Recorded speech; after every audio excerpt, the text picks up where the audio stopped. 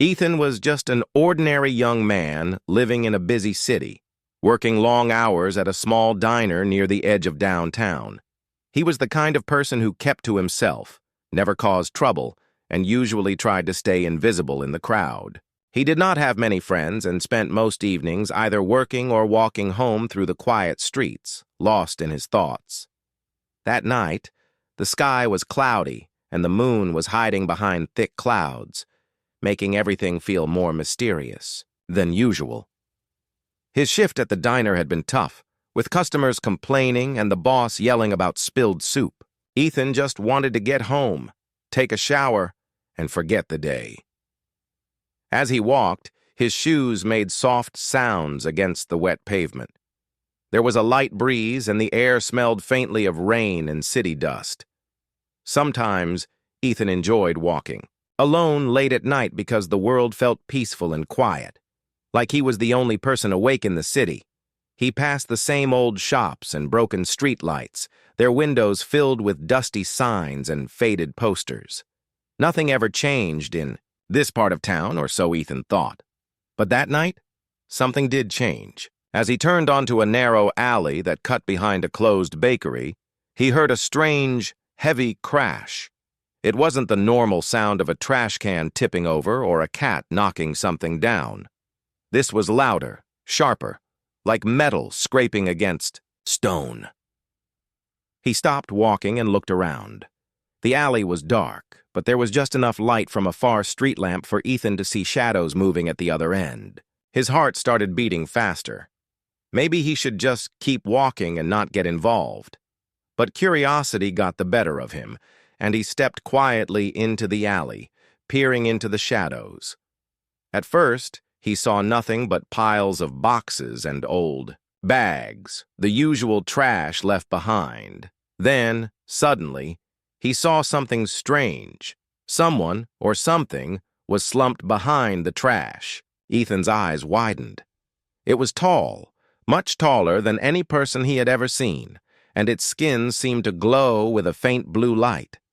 Its clothes looked torn and burned in some places, almost like it had been in a fight or an accident. The figure was breathing heavily, and Ethan realized it was injured. He wanted to run, but he also felt a strange sense of responsibility. What if this person or creature needed help? As Ethan took another cautious step, the figure suddenly looked up at him. Its eyes were a deep shade of silver, shining even, in the darkness. Ethan froze in place, not sure what to do or say. Then, to his shock, the figure spoke. Not in a strange alien language, but in English, though the voice sounded heavy and tired. "Please, hide me," the figure whispered, struggling to keep its voice steady. "They are coming. You must hide me, or they will find us both." Ethan's mind raced. Was this a dream? Was he imagining things after a long day? But the fear and pain on the figure's face looked real. He could see blue blood running from a cut on the alien's arm, mixing with the dirt on the ground. Ethan realized that this was no ordinary person. It was an alien, a being from another world, and it was asking him for help. Before Ethan could answer, the alien tried to stand, but collapsed again. Ethan saw panic in its eyes. "Please," the alien begged again. "If you help me, I will give you something no human has ever had." The words echoed in Ethan's mind. He didn't know what the alien meant, but something inside him told him he couldn't just walk away. He quickly looked around to make sure no one was watching, then hurried over to the alien's side. "Can you stand?" he asked in a low voice. The alien nodded weakly, and with Ethan's help, managed to get to its feet. The alien was heavier than Ethan expected, but together they moved through the alley as quietly as possible. Ethan's apartment wasn't far, just a few blocks away. He knew it was risky, but he had to do something. He wrapped one of the alien's long arms around his shoulders and guided him through the dark streets, making sure to avoid the main roads where people might see them. As they moved, Ethan noticed the alien looking around nervously, flinching, every time a car passed or a dog barked in the distance. Ethan whispered, "Almost there. Just hold on." Finally, after what felt like forever, they reached his apartment building, an old place with squeaky stairs and peeling paint. Most of the neighbors were asleep, so Ethan managed to get the alien inside without anyone noticing. Once inside his small, messy apartment, Ethan helped the alien sit on the worn-out couch. He closed the curtains tightly and turned off the lights, leaving only a small lamp on in the corner.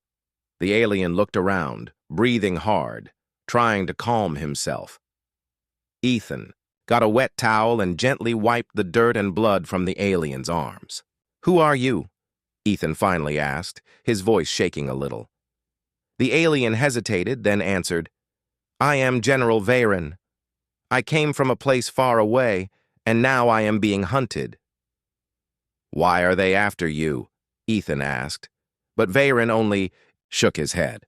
"There's no time," he said. "Just promise you will keep me hidden. If you do, I will give you something special, something no human has ever had." Ethan wasn't sure what to believe. Part of him still wondered if he was dreaming, but the fear and pain on Varen's face looked too real to ignore. He nodded and promised to help, even though he knew it might put him in danger.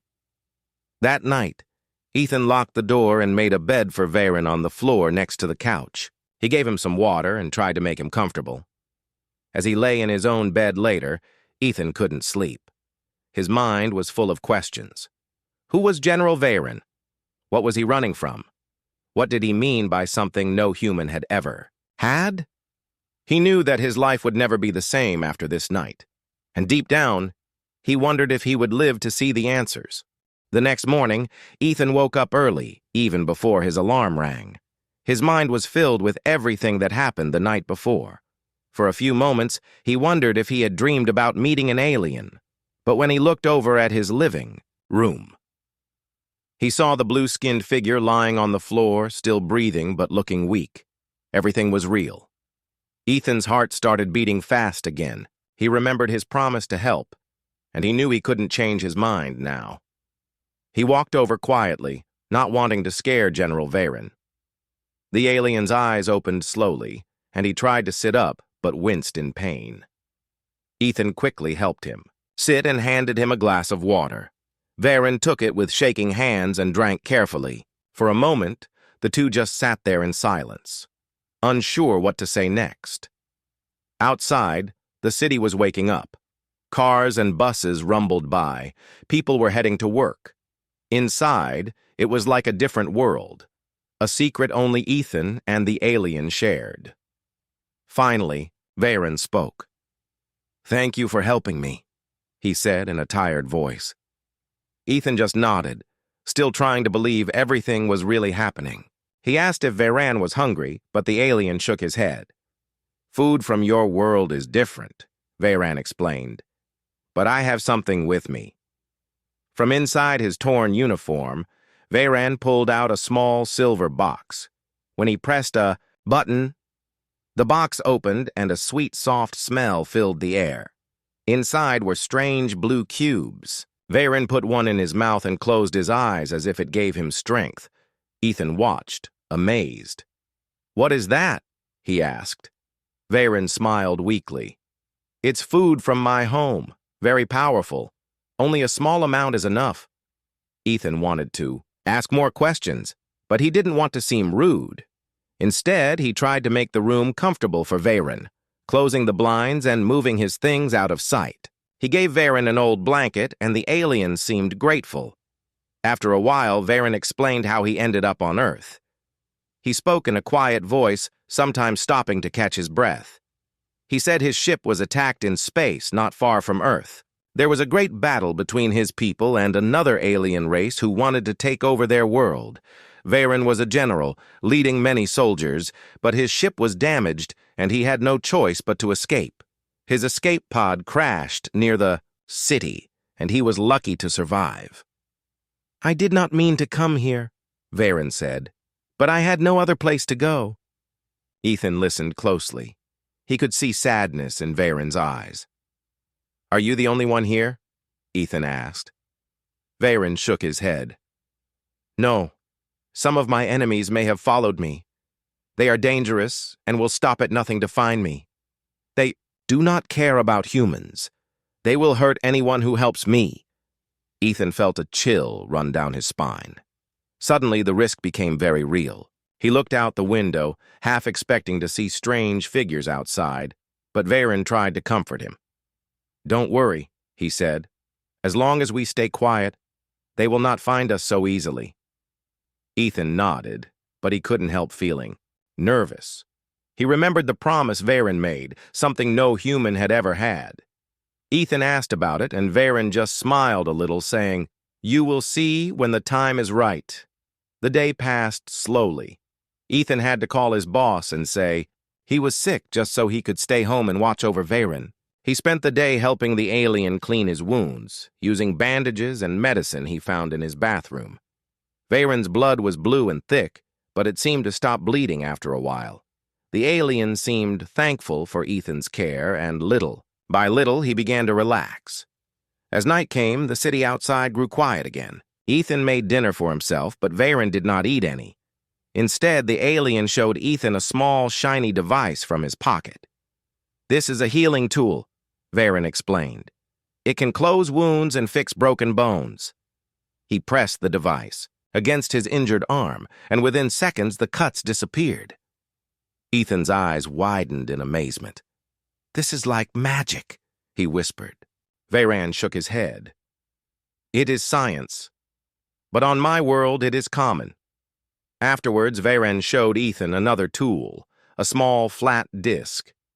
When he pressed a button, the disc glowed softly, and a clear, sweet-smelling air filled the room. "This cleans the air and hides our presence from those searching for me," Varen said. Ethan realized just how advanced Varen's technology was. For the first time, he started to wonder what else the alien could do. The night became tense. When a police car stopped outside the apartment building, red and blue lights flashed through the window and Ethan's heart pounded. Varen looked afraid. "Stay quiet," he whispered. Ethan turned off all the lights and they both stayed silent. After a few minutes, the police car drove away, but Ethan knew that someone, somewhere, might be looking for Varen. As they waited in the dark, Ethan and Varen talked about their lives. Ethan shared stories about his family, his job at the diner, and how lonely he sometimes felt in the city. Varen listened quietly, then told Ethan about his own family, a mate and 2 children far away, waiting for him to return. Ethan felt sad for Varen, knowing that the alien missed his home and loved ones. They both realized that, in many ways, they were not so different after all. Before sleeping, Varen looked at Ethan and said, "You are brave for helping me. I promise, I will not forget this." Ethan smiled and said, "I just hope we don't get caught." Varen nodded, but there was a gentle look in his eyes, as if he already knew that Ethan's kindness was something special. As the city fell asleep, Ethan lay awake in his bed, thinking about everything that had happened. He wondered if he could really keep Varen safe, and if so, what would happen next. But deep down, he knew he would do whatever it took to help his new friend, even if it meant facing dangers he could not imagine. The next few days were unlike anything Ethan had ever experienced. Life inside his small apartment became a secret world, different from the busy city outside. While people hurried to work and children played in the streets, Ethan in general, Varen lived quietly behind closed curtains and locked doors, always careful and always listening for any strange noise. Ethan felt like he was living in a movie, but everything was real. The alien general, the mysterious technology, and the growing danger. Every morning, Ethan woke up early to check on Varen. The alien's wounds were healing thanks to the strange device that could close cuts and fix bruises in seconds. Still, Varen seemed tired and sometimes coughed softly. Ethan did his best to care for him. He brought water, found more blankets, and helped Varen clean himself when he felt strong enough to stand. Sometimes, Ethan worried about what would happen if his neighbors heard strange sounds or saw someone strange in his window, so he always reminded Varen to stay away from the light. Even though Varen's food looked strange, Ethan was curious. One afternoon, Varen offered him a tiny blue cube from the silver box. "Only taste a little," Varen warned. "It is very strong for humans." Ethan carefully put the edge of the cube on his tongue. A rush of sweet and salty flavors filled his mouth, and for a moment he felt a wave of energy run through his body. He coughed and laughed, surprised by the feeling. Varen smiled, happy to share something from his home. During the quiet hours, Ethan asked Varen about his world. The alien's voice was calm, but his eyes sometimes grew sad. He described a planet with blue forests and silver mountains and skies filled with 3 moons. He told stories of how his people learned to travel between stars and how they built cities that floated in the air. Varen said he missed his home, his mate, and his 2 children. Ethan listened, realizing that Varen was not just a strange visitor. He was a father, a leader, and a person with hopes and dreams. At night, Ethan and Varen sometimes sat together, sharing stories and worries. Ethan told Varen about his own childhood, how his parents used to take him camping, and how he ended up working at the diner. He admitted that he sometimes felt lost and alone in the big city, unsure of his purpose. Varen nodded, saying, "It is the same in every world. Sometimes even generals feel lost." But the feeling of safety never lasted long. One evening, while Ethan was cleaning dishes, there was a soft knock at the door. Both Ethan and Varen froze. They exchanged worried glances.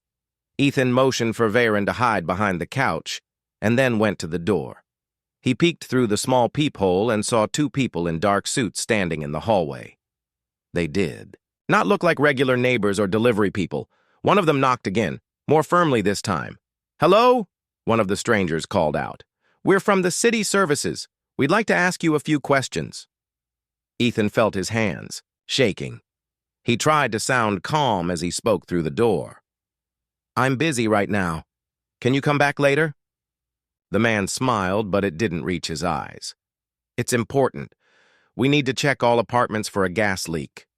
Ethan knew this was a lie. He remembered Varen's warning about enemies who might come looking for him. "There's nothing wrong here," Ethan said, trying to sound strong. The 2 strangers looked at each other, then left without another word. Ethan waited a few minutes before opening the door a crack and looking down the hallway. The strangers were gone, but he could feel his heart pounding in his chest. When he turned back, Varen was standing quietly by the window, his face full of worry. "They are searching for me," Varen said softly. "They are not from your city. They are from another world." Ethan was scared, but tried to smile. "They didn't see you. We'll be more careful." That night, Ethan double-locked the door and made sure all the windows were covered. He and Varen spoke in whispers, trying to think of ways to stay safe. Varen showed Ethan a small, flat square made of glass and metal. "This is a shield," Varen explained. "It can hide us from their scanners." He pressed a button, and for a moment, the whole apartment shimmered with a soft, invisible energy. "As long as this is working, they will not find us easily." Ethan was amazed by the technology, but he also understood how serious the situation was. Outside, life went on as usual, but inside, Ethan's world was full of secrets and dangers. Sometimes he looked out the window and saw people walking their dogs or talking with neighbors, not knowing that an alien general was hiding just a few meters away. One evening, Varen felt strong enough to stand by the window and look at the city lights. "Your world is very beautiful," he said quietly. "I wish I could see more of it." Ethan stood beside him and said, "Maybe one day, when it's safe." Varen nodded, but his eyes were full of sadness. As days passed, the bond between Ethan and Varen grew stronger. They trusted each other, even though they came from different worlds. Ethan realized that helping Varen was not just about hiding him from danger. It was about friendship, trust, and kindness. He didn't know what the future would bring, But for now, he was determined to keep his promise and protect his friend. Sometimes, Ethan thought about the promise Varen had made, the gift no human had ever had. He was curious, but he did not ask. He knew that, for now, the most important thing was keeping Varen safe. Whatever the gift was, he trusted that Varen would keep his word when the time was right. As the city grew dark each night, Ethan felt the weight of responsibility on his shoulders. He checked the locks, listened for strange sounds, and always watched for people who might be looking for them. But he also felt something else, pride, because he was doing something important. He was helping someone who needed him, and in doing so, he was changing both of their lives forever. Days turned into nights, and the tension inside Ethan's small apartment grew heavier with every passing hour. He and Varen lived in a world of shadows, speaking softly and moving quietly. Outside, the city seemed normal, but Ethan could feel that danger was getting closer. The strange men in suits had not returned, but their visit had left a chill in the air. Sometimes, Ethan thought he heard footsteps in the hallway at night or saw cars parked outside longer than usual. He became more careful, always looking over his shoulder whenever he went out to buy food or supplies. Varen grew restless too. The alien general spent hours looking at the door or watching out the window through tiny gaps in the curtains. He spoke less than before, as if deep in thought, and sometimes pressed buttons on the small shield device, checking its power level. Ethan wished he could make Varen feel safe, but he knew their safety was never guaranteed. One afternoon, while Ethan was out to buy some groceries, something happened that changed everything. When he returned, he found Varen hiding behind the couch, his breathing quick and eyes wide with fear. "What happened?" Ethan asked, dropping the bags and rushing to his friend's side. Varen pointed to the window. "They were here," he whispered. "They came to the building. I saw them outside." Ethan's heart raced. He looked out carefully but saw nothing but an empty street and a delivery truck turning the corner. "Are you sure?" Ethan asked. Varen nodded. "Yes, 2 of them, dressed like before. They searched the building. I heard them talking to your neighbor." Ethan felt cold all over. He realized that hiding was getting harder. Their time was running out. That evening, while they ate quietly, Varen with his blue cubes, Ethan with a cold sandwich, they tried to come up with a plan. "What do we do if they come again?" Ethan asked. Varen was silent for a long time. Finally, he said, "If they find me, they will take me away, and they will not let you go either. I cannot let you get hurt because of me." Ethan shook his head. "I promised I would help. I'm not giving up." Varen smiled, a small but grateful smile. "You are a true friend," he said, "but I cannot risk your life. Maybe it is time for me to leave." Ethan felt a sharp pain in his chest. He didn't want to say goodbye, but he understood Varen's fear. Still, he couldn't accept it. "Where would you go?" Ethan asked. Varen looked down. "I don't know. I would try to hide in the forest outside the city, maybe find a way to call my people." As they talked, the shield device on the table beeped softly. Varen picked it up, his face growing serious. "They are trying to scan for me again. The shield is working, but it won't last forever." Ethan knew what that meant. They were running out of time. Just then, there was a sudden knock on the door. Ethan and Varen froze. The knock came again, louder this time. "Open up! This is building management!" a voice called out. Ethan motioned for Varen to hide. Varen slipped silently into the small bathroom, closing the door behind him. Ethan took a deep breath and opened the door just a little. A man stood in the hallway wearing a building uniform and carrying a clipboard. He looked annoyed. "There have been complaints about strange noises coming from your apartment. Are you all right?" the man asked. Ethan nodded quickly. "Sorry, I was watching a movie last night. Won't happen again." The man grumbled something and left. Ethan waited until the footsteps faded before letting Veyron out again. Veyron looked shaken. "We are not safe here anymore," he said quietly. Ethan knew he was right. He sat down, thinking hard. "Is there anything else your technology can do?" Ethan asked. Veyron shook his head. "The shield and the healing tool are all I have left. My other devices were lost when my ship crashed." He looked at Ethan, his silver eyes filled with sadness. "I am sorry for bringing you this trouble." Ethan shook his head. "I don't regret helping you. You're my friend." Veyron placed a hand on Ethan's shoulder. "On my world, friendship is a sacred bond. I promise if I survive this, I will keep my promise to you." As the night grew dark, Veyron decided it was time to leave. "I cannot risk your life anymore. I will go before they find us both." Ethan wanted to argue, but he saw the worry in Veyron's eyes. Instead, he asked, "Can I help you get away?" Veyron nodded. "Yes, but we must wait until the city is asleep." They waited until midnight. When the streets were empty and most lights were out, Ethan packed a small bag with food, water, and a blanket.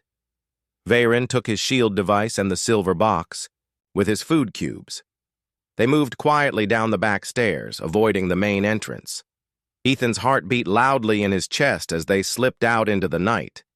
The city felt huge and lonely at that hour. Ethan led Veyron through alleys and side streets, keeping to the shadows. They did not speak. Every sound made Ethan jump. After nearly an hour, they reached the edge of the city, where the buildings gave way to a dark, quiet forest. Veyron turned to Ethan. "This is where I must go." "Thank you, Ethan. You are braver than many warriors I have known." Ethan hugged his friend tightly. "Be careful," he said, voice thick with emotion. Veyron nodded, his own voice trembling a little. "Take this," he said, pressing a small crystal into Ethan's hand. "When the time comes, you will know what to do." With one last look, Veyron slipped into the trees and was gone. Ethan stood alone, clutching the crystal, feeling sadness and pride mix inside him. He made his way home quietly, knowing he had done the right thing, but also feeling like a piece of his world had changed forever. That night, Ethan did not sleep much. He kept the crystal close, wondering what it would do and if he would ever see Veyron again. He knew the adventure was not over. Somewhere out there, his friend was fighting to survive, and maybe, just maybe, their story would change the world. After Veyron disappeared into the forest, Ethan felt very alone. His apartment seemed empty, almost too quiet. Days passed, but Ethan couldn't stop thinking about his alien friend. He kept looking at the small crystal Veyron had given him. Sometimes he held it in his hand and turned it over and over, but nothing happened. He was not sure what to do with it, but he trusted Veyron's words. "When the time comes, you will know what to do." Life slowly returned to normal, at least on the outside. Ethan went back to work at the diner, serving coffee and eggs, listening to the same stories from regular customers. He smiled and nodded, but his mind was always somewhere else. He wondered if Veyron was safe, or if the people chasing him had finally found him. Every time he saw a news report about strange lights in the sky or about something falling in the woods, he felt a chill of worry and a small spark of hope. Ethan's nights were restless. He dreamed of blue forests, 3 moons, and cities in the sky. Sometimes, in his dreams, he saw Veyron running through the trees, hiding from shadowy figures. Other times, he dreamed he was flying through the stars with Veyron, looking down at Earth and all the people who had no idea what was happening, right beneath their feet. When he woke up, the crystal was always next to his pillow.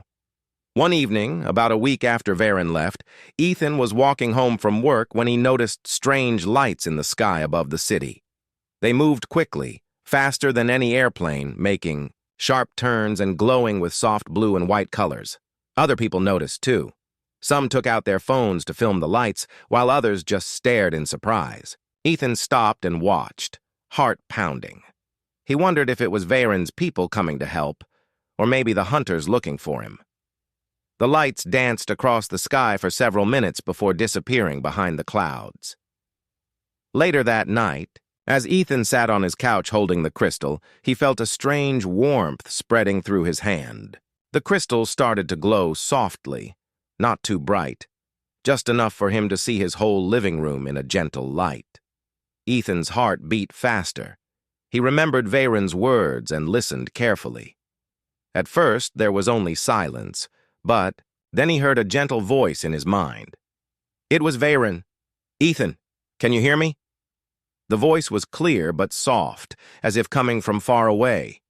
Ethan answered out loud, not caring if anyone heard.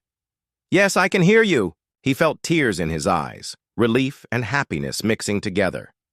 Varen's voice continued, "I am safe for now.